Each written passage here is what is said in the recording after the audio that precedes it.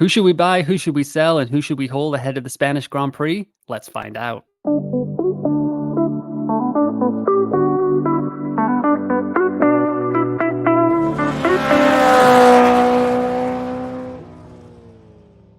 What is up, everyone? Welcome back to another episode of F1 Fantasy Pole Position. It is Wednesday, June 19th. My name is Ewan, and on today's episode, we're going to do the second episode of Green Flag, Yellow Flag, Red Flag, where I kind of go through buy, sell, and hold of 5 F1 drivers ahead of the Spanish Grand Prix. Like and subscribe to the YouTube channel if you don't want to miss a single episode of F1 Fantasy Pole Position, and rate it 5 stars and subscribe on the podcast side as well.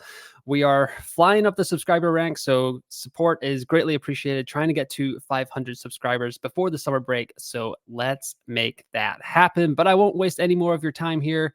Let's get into it. The first driver on the kind of chopping block this week is Max Verstappen, 30.7 million. As you can see here, I've got points per race, points per million, and price change for his season and over the last 3 races. So the main thing about Max Verstappen is that you must have a plan to get him in for the Austrian sprint race, because despite Charles Leclerc, despite Lewis Hamilton, despite Lando Norris, Max Verstappen is still going to dominate the sprint weekend at the Austrian Grand Prix. He loves the Red Bull ring. There's so many points up for grabs. It's just kind of, he's going to be a must-have for that race. So while you don't need to get him in for Spain, you must have a plan to get him in for Austria if nothing changes over the next couple of weeks here.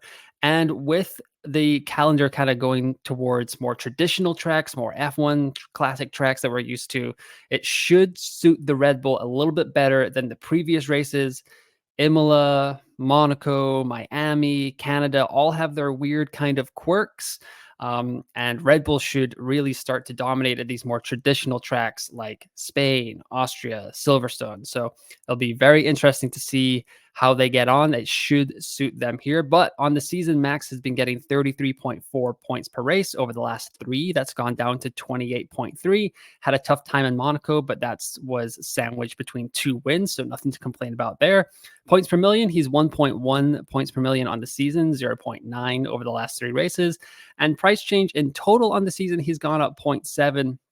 And 0.5 of that has come in the last 3 races. So he had that DNF in Australia where he kind of sank like a stone there for a second, and he's been slowly making his way back up, and he is back to 30.7 million. So he's not going up in budget as much as other F1 drivers just because he's in that tier A asset group, but still kind of ticking along, gets you a little bit of a price bump. Probably the most predictable guy. If you need extra prices, like, you're probably going to get 0.1 or 0.2 for Max Verstappen every single weekend. So for the Spanish Grand Prix, I'm giving Max a yellow flag. If you have him, hold him. If you don't have him, you can maybe get away with one more weekend. But like I said, you have to have a plan to get Max Verstappen in for Austria. Next up here is Lewis Hamilton, 21.4 million. He has been flying recently. So on the season, he's gone up 2.1 million from his original starting price. 2.3 of that has come in the last 3 races. So the Brit is flying up the charts. Points per race, 13.6 on the season, 22.7 in the last 3. Points per million, 0.7, but that's gone up to 1.1 over the last 3. So I mentioned it in the race preview, the rise of the Silver Arrows. Mercedes is right up there with Ferrari and McLaren in points per million, and pit stop points. So the car is trending in the right direction. George got a podium. Lewis was 4th in Canada. George has finished 3rd here each of the last 2 seasons in Spain. Lewis was 2nd here last year and finished 4th or 5th in 2022. Can't remember off the top of my head there. So Mercedes car is trending in the right direction. And the only downside to Lewis is it does seem like he has a little bit of a blind spot for Saturday qualifying right now. So if you're relying on him to get all the way up the grid, 1st, 2nd, 3rd, I don't think those days of Lewis Hamilton are coming back. He seems much more kind of occupied with getting the race pace right, like setting his car up for the race. So you are going to be relying on Lewis Hamilton's classic race pace to overtake his competitors, which right now I would say are Russell, Perez, Sainz, and Piastri. I'm not going to put him in the same bucket as Leclerc, Lando, and Max right now. But Lewis Hamilton, 21.4, growing in budget. As you can see, 2.3 million over the last 3 races. So he gets the green flag for me for Spain, especially with Mercedes' track record here. The car seems to be on the rise. So Lewis Hamilton and Mercedes in general, green flag from me here on F1 Fantasy pole position. Next up is Lance Stroll. Had an okay race in Canada. It was just a quiet race, which is pretty good for Lance Stroll. Points per race over the season, 4.2, but up to 9.3 over the last 3 races. So he is also trending in the right direction. Points per million, 0.4. And then over the last 3 races, 0.7. Price change on the season, 3.5. And over the last 3 races, he's risen 1.4. So he's now 14.2 million. He is 0.8 million away from becoming a tier B asset. So if you are still prioritizing budget building, hoping to kind of get away from using the low scrubs of the back markers and you want to keep building your budget, Lance Stroll seems like a pretty good bet, but you may not be able to use him for that much longer because once he gets to 15 million, he is not going to rise as easily as he has been in the first 9 races of the season. So we may be hoping that he only rises 0.5 so we can use him one more time in a sprint race in Austria. That would be nice to get the points up there. But if he does rise 1 million more, by the time we get to Austria, he will not be a tier C asset and no longer a budget building option because he's not going to get that many points. He might go down in price a little bit. So we have to watch that for Lance Stroll. And he has at least 6 overtakes in 4 of the last 6 races. That includes Monaco. So really it's 6 overtakes in the last 5 races if we're counting places where you can actually overtake. So Lance Stroll in a good bit of form, still a good budget building option, but maybe not for much longer. So for the Spanish Grand Prix specifically, he gets the green flag from me. Alexander Albon is the 4th of 5 drivers for this week's episode of Green Flag, Yellow Flag, Red Flag, 8.1 million. Just having a disastrous season, but I'm going to say maybe I'm making excuses for him. I do like Alexander Albon. All the DNFs he's had, he leads all drivers with 3 DNFs this season, but I don't think any of them have been his fault. In Japan, Ricardo kind of came across him, forced him out there. In Imola, it was a pit stop malfunction with the tire. It just was not going well. And then Canada, Carlos Sainz backed into him, like didn't put the brake on and just kind of rolled in to Alex Albon there. So really 3 DNFs that are not his fault, I'm going to say. And it's just been a disaster season for Albon. So points per race, 1.8 on the season. Last 3 races, he's been negative 9 points per race. Points per million, negative 0.2. Over the last 3 races, been negative 1.1. Price change on the season, he's still at 1.1 million, but over the last 3 races, he's only risen 0.1. And I like Albon. If you have him in your team, you've been through the ringer, you've suffered quite a lot here, which is very unfortunate. So he's going to get the yellow flag for me. He's not a buy if you don't have him. He's not a sell if you do have him. I would just hold him, see what happens. I think in Spain, it's going to be a better track for Williams. Spain took out that final chicane last year. There was way more overtakes, kind of lending to like high. There's lots of different types of corners in Spain, but maybe Williams can kind of pull their cat out of the bag and just cat out of the hat.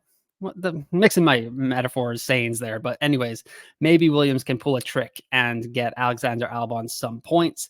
And I do think that he's been a bad luck driver this year.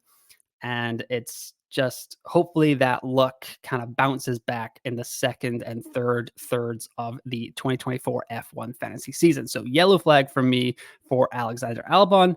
And the final driver of the week is his teammate, Logan Sargeant, 5.6 million. On the season, he has 0 points per race because it's just not going that well. Last 3 races, 6.7 or negative 6.7 points per race. Points per million, 0.0 on the season, negative 1.1 over the last 3 races. And on the season, he's gone up 0.1 in total, but the last 3 races, it's been 0.5. Fallen in price each of the last 5 races, and he is the only driver on the grid to score less than 10 points in every single race this season. It's just the confidence is gone. The ability is really tough for Logan Sargeant. It's fairly obvious that he is 20th out of all the 20 drivers on the grid, which is unfortunate. He's not in a great car. It's like he's still one of the best drivers in the world. It's not like a kind of shameful thing to be 20th in F1. You're part of a very, very elite club. But for F1 fantasy, he is a definite sell, a red flag. Even if he is the budget enabler to get to Max Verstappen in Spain, I would stay away from Logan Sargeant. I would do my best to maneuver around, find a better budget building option. Valtteri Bottas, Haas guys. If that means you have to come down from Max Verstappen to like a Lando Norris, a Charles Leclerc, I can't have Logan Sargeant in my F1 fantasy team right now. He's just costing too many points. We don't really know how much longer he's going to be in that team. On the race preview, I was talking about how he'll probably at least make it to the summer break, just because we do have 5 races over the next 6 weekends, which is insane. You shouldn't drop a driver in to something as chaotic as that, I would think, especially if it was a Kimi Antonelli kind of thing. So I think Logan has at least 5 races left in him through the summer break, but I would really, really try to avoid him in your F1 fantasy teams, just because he's not even like Lance Stroll can score like 6 points and he'll go up 0.5 or a million if it's a good weekend. And you know that he's more than likely going to finish a race, have a couple of overtakes probably. But with Logan, things were looking okay in Canada, but he had got up to Q2 and then it just kind of all fell apart on Sunday, went into the barrier, touched the barrier a little bit early in the race and then caused a safety car. And the thing that kind of signals the end is near for Logan Sargeant for me is James Vowles was just talking about how they want 2 world class drivers, how they're definitely going after Carlos Sainz. So it's usually over the last 18 months, James Vowles has been very supportive of Logan, just kind of being like, nope, we're like, the car's not great. Like, we're learning, he's learning, all that stuff. But yeah, I think now that it seems like the management tide has turned almost against Logan Sargeant, I do think that kind of spells the end of his F1 days. And for F1 fantasy specifically, he's not getting us points. He's not getting his budget. So he gets a red flag from me this week on green flag, yellow flag, red flag for F1 fantasy. But that will do it for this kind of shorter episode. Just want to get another edition of this show out just to talk about who is a green flag, who is a yellow flag, and who is a red flag. Let me know in the comments below if you agree, disagree with any of my picks. Let me know who you want on the next episode of Green Flag, Yellow Flag, Red Flag. I am on vacation right now. I'm actually recording this on Friday, June 14th. That's where I wear my Scotland jersey. They're playing Germany tonight at the start of the Euros. So come on, Scotland. But, fingers crossed. We'll see how it goes. And then when this episode is actually released, they are playing their second game against Switzerland on Wednesday. So hopefully Scotland already got 3 points in the bag, getting another 3 tonight, and they'll be through to the knockout rounds for the first time ever. And I will be at the Scotland game on Sunday against Hungary, where hopefully they will progress to the knockout rounds, which is also the same day as the Spanish Grand Prix. So I'll be a day full of sports for me over here at F1 Fantasy Pole Position. But once again, like and subscribe to the YouTube channel, subscribe to the podcast, 5 stars on there. Any support is greatly appreciated. I will be back with a Spanish Grand Prix race review episode and then a Austrian race preview episode as well. We'll see what happens in Barcelona. Should be exciting times for the Spanish Grand Prix. But once again, thanks for listening. Thanks for watching, and I will talk to you next time.